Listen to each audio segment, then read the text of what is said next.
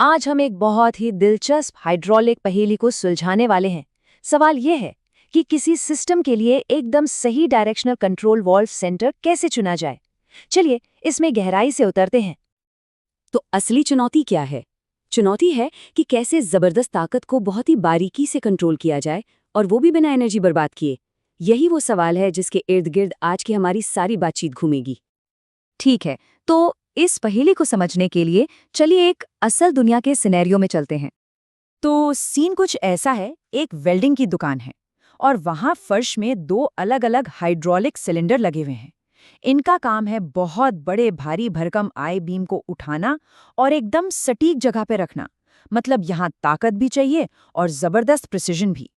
और इस पूरे ऑपरेशन के दिल में है डायरेक्शनल कंट्रोल वाल्व। इसे आप एक तरह का ट्रैफिक पुलिस वाला समझिए, जो हाइड्रोलिक फ्लूइड यानी तेल के फ्लो को दिशा देता है। यही सिलेंडर को बताता है कि कब आगे बढ़ना है, कब पीछे हटना है और कब अपनी जगह पर रुके रहना है।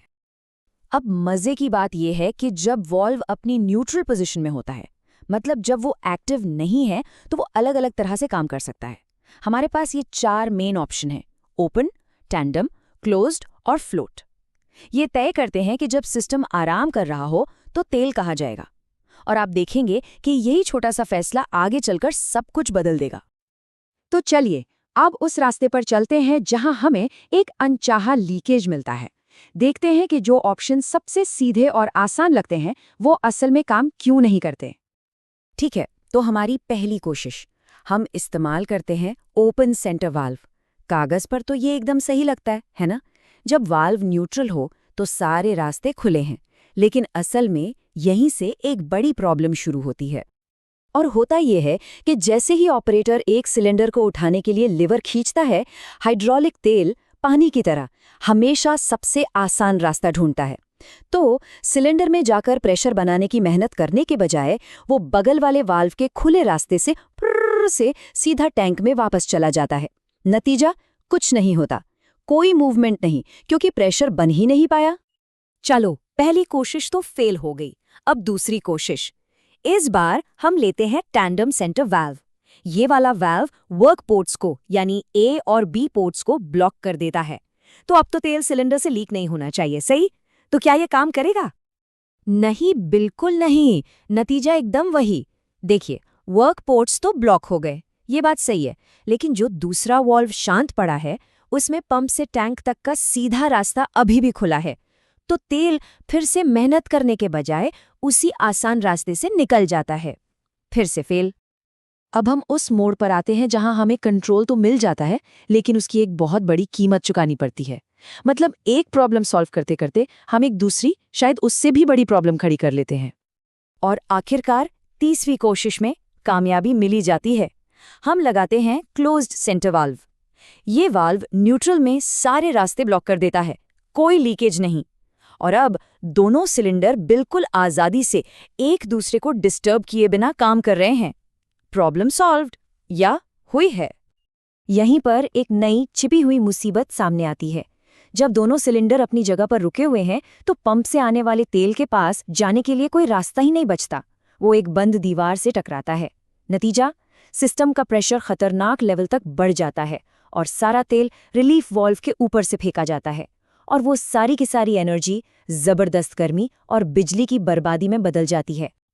जैसा कि सोर्स में कहा गया है, हमारा सारा पंप किया हुआ तेल रिलीफ वाल्व के ऊपर से गुजर रहा है, जिससे बेहिसाब गर्मी पैदा हो रही है और बिजली की खपत भी बहुत ज्यादा हो रही है। मतलब हमने कंट्रोल तो पा लिया, लेकिन एफिशिएंसी को पूरी तरह से खो दिया। तो अब क्या कोई रास्ता नहीं है? बिल्कुल है। और अच्छी बात यह है कि इस पहेली का एक नहीं बल्कि 2 बहुत ही शानदार हल हैं। चलिए एफिशिएंसी के उन 2 रास्तों को देखते हैं। तो यहाँ हमारे पास 2 रास्ते हैं, 2 अलग अलग फिलॉसफी।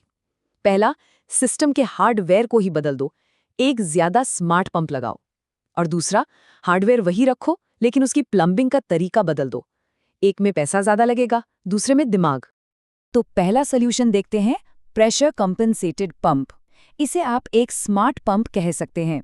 ये इतना इंटेलिजेंट होता है कि ये खुद ब खुद समझ जाता है कि सिस्टम को अभी तेल की जरूरत नहीं है और अपना आउटपुट लगभग 0 कर लेता है। तो ये काम कैसे करता है? बहुत सिंपल तरीके से। ये लगातार सिस्टम के प्रेशर पर नजर रखता है। जैसे इसे पता चलता है कि आगे का रास्ता ब्लॉक है, ये अपना फ्लो खुद ही कम करके लगभग शून्य कर देता है। प्रेशर मेंटेन रहता है, लेकिन बिना फालतू का तेल पंप किए। मतलब न कोई गर्मी, न बिजली की बर्बादी। अब आते हैं दूसरे और शायद ज्यादा मजेदार सॉल्यूशन पर। इसमें हम महंगा पंप नहीं खरीदेंगे, हम वही अपना सिंपल पंप और टैंडम वॉल्व रखेंगे। बस हम उन्हें जोड़ने का तरीका बदल देंगे। हम प्लम्बिंग को पैरेलल से सीरीज सर्किट में बदल देंगे। याद है हमारा ओरिजिनल सेटअप? वो एक पैरेलल सर्किट था। उसमें पंप का तेल दोनों वाल्व्स तक एक ही समय में पहुंचता था, और यही हमारी सारी दिक्कतों की जड़ थी, क्योंकि इसी वजह से तेल के पास हमेशा एक शॉर्टकट या चोर रास्ता मौजूद था। और ये रहा उसका फिक्स, सीरीज सर्किट। इसमें पंप का तेल पहले वाल्व में जाता है और फिर पहले वाल्व से निकलने वाला तेल ही दूसरे वाल्व में जाता है, एक के बाद एक। मतलब अब तेल के पास भागने का कोई रास्ता ही नहीं है, उसे दोनों वाल्व से होकर गुजरना ही पड़ेगा। और इसका नतीजा क्या होता है? जीरो लीकेज पाथ, एक भी नहीं। हमें दोनों सिलेंडरों का इंडिपेंडेंट कंट्रोल मिलता है, और जब वाल्व न्यूट्रल होते हैं तो पंप पर कोई लोड नहीं होता। तेल आराम से दोनों वाल्व से होता हुआ टैंक में चला जाता है। मतलब हमें कंट्रोल भी मिला और एफिशिएंसी भी।